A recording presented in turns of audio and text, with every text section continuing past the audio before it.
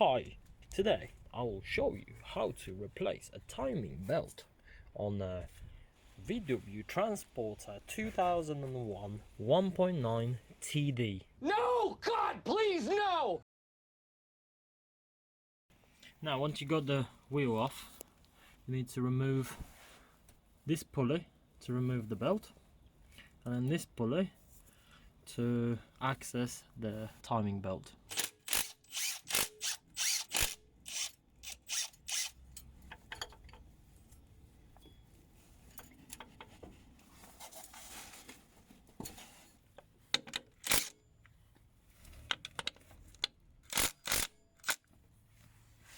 Now these two bolts, like I just showed you, they're slackened off. You can slightly move the alternator in, and now we see. Right, so once you remove the bottom pulley, now you can remove all these little 10 mils to take off the cover, and some clips and the flathead for the cover at the top.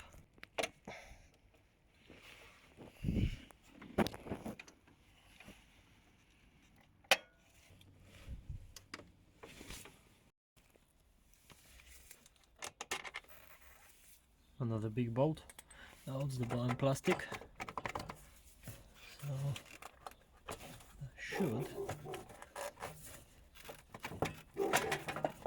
yeah, the top is off.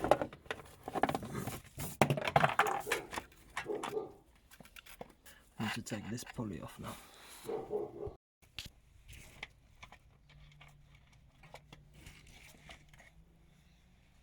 And voila. Okay, so once you washed everything so they looks reasonable,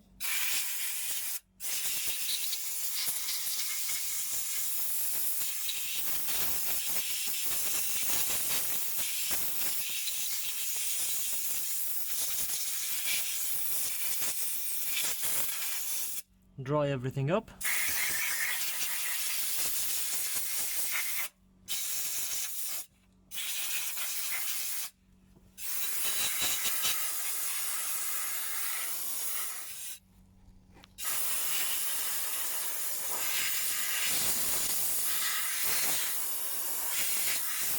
Now, once you've made yourself a mark at the bottom, I'm not using any timing tools because, like this channel states, DIY, do it yourself.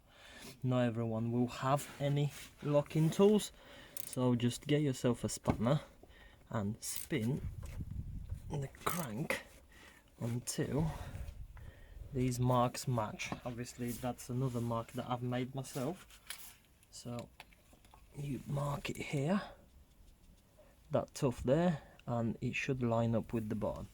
Make sure it's perfectly straight.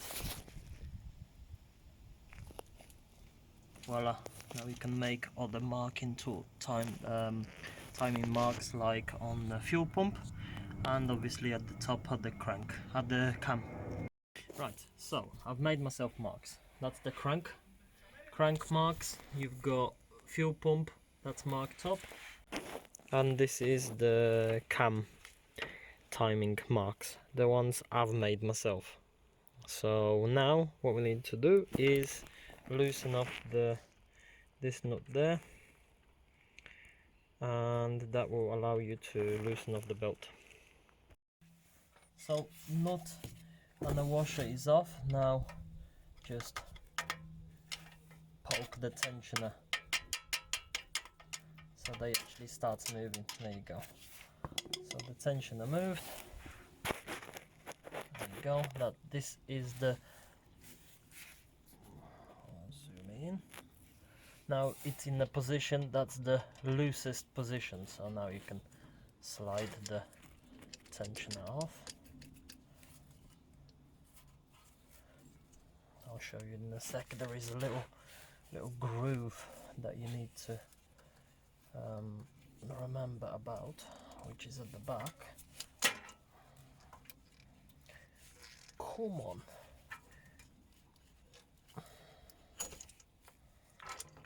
There you go. And the belt is off. And here at the back of the tensioner you've got this little leg. This leg goes in that slot there, above the stud, right there. Move this pulley from oil pump because you have to access all the bolts from the water pump, because that's the water pump. But before you do that, actually you can remove the bottom hose and drain the coolant. And in this case it's all water here, but still it's not good to just drain it on the floor, so drain into something, a container like this, so that'll be drained in here.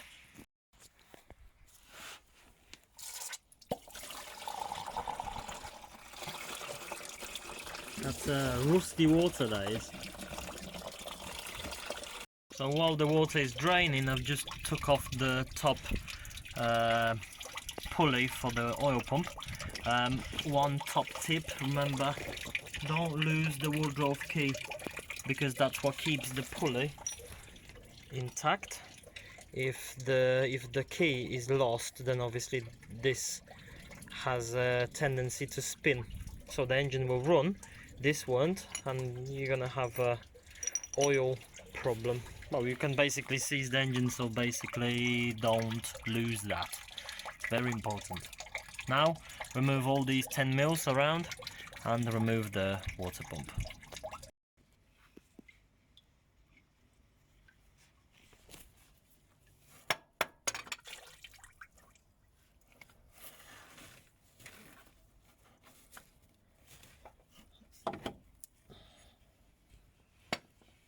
What a nice place to put a thermostat in. Very nice. Right, so like in most jobs, the cleanliness is very important. In this case, this is extremely important, as if you're gonna have a dirty spot where the coolant may get through, you're basically gonna have loads of trouble. So this part has to be spotless. Basically no gasket whatsoever, everything has to be removed. It will take you a while, but you have to remove it, otherwise it will leak and you're gonna have a problem. So my suggestion for you is to get a drill and get yourself a wire brush, and then you can use that on the housing so that it actually makes it nice and smooth and clean. Okay, so we've got all the nuts of the water pump finger tight. The pump obviously is still loose-ish, so you have to sort of tighten them up individually so that you don't catch the seal anywhere, the gasket, you don't damage it. And then you can tighten it up with a torque wrench. It's like 13 Newton meters, but if you're doing that yourself, you probably don't have torque wrench, so my suggestion is to get yourself a little ratchet, 10 mil, deep socket 10 mil, there you go.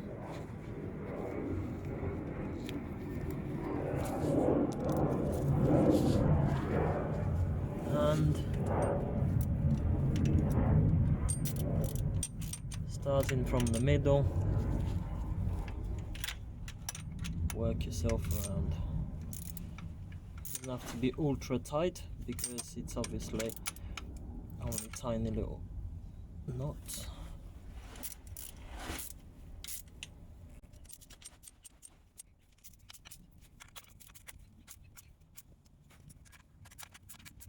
Now in the position where water pump is fitted, all nuts are tight. The pulley for the oil pump is fitted as well. For that, I would suggest using if you have a little torque wrench, not torque wrench, this little gun, wedge yourself a screwdriver or something here and make sure it's tight. I know it's in the woodrow key, but this has to be tight. So that's tight. Now we're ready for the belt. So the belt we're gonna fit from the top. So the belt goes on hand tight. Yeah. So right, you've got this little leg here that slots in that groove there. Yeah, so tensioner is in. Now belt. First belt goes on top on the cam. And then you feed the cam, make sure you keep the belt tight.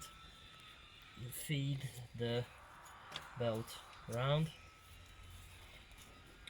onto the bottom. Now it's loose over there, so take it off the cam, stretch the belt and run it nice and smooth round. Yeah, so you end up here. Now you probably see that this mark here is out, so just just use a little bit of strength, turn the cog and push the belt onto the sprocket, and that's it. Push the belt all around. So this one is on marks, this is still loose, but we're gonna tension that in a second. The belt is at the top on the cam and on the fuel pump. Fuel pump is lined up with its marks, so all we need to do is put the nut on the washer, and we need the tool to tighten this up.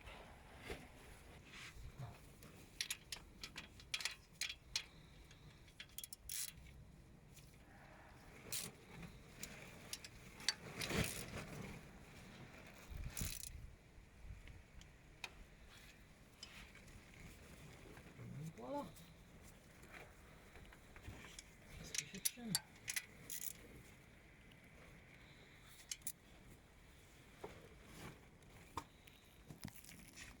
Okay, so timing belt is put together, water pump, pulleys, but before I put the covers on, I want to start the engine and see how it sounds like, how it runs.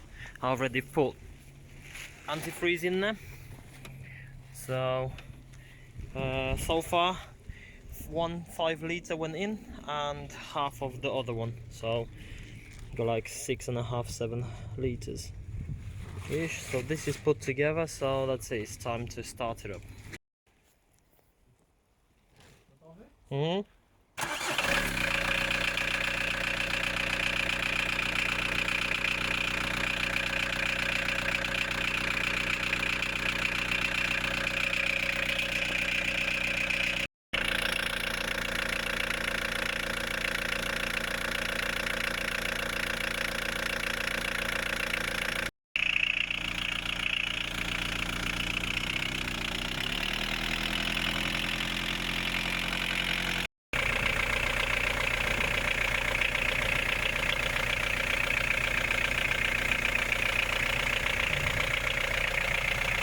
So timing belt is done. I've changed the fuel filter as well because the client wanted. Now remember that when you change the water pump, which you should anyway, fill this up with coolant all the way to the top, to the point where it says max, and start it up, let it idle until it reaches operating temperature. That's when the thermostat opens and the pipes start to be roasted, the thermostat will open, the fans will kick in like you just heard. Now they just turned off, so that means it's ready to go. That means the water circulation is fine, so it's ready to roll. So hopefully I helped you at anything. Thank you for watching and see you next time.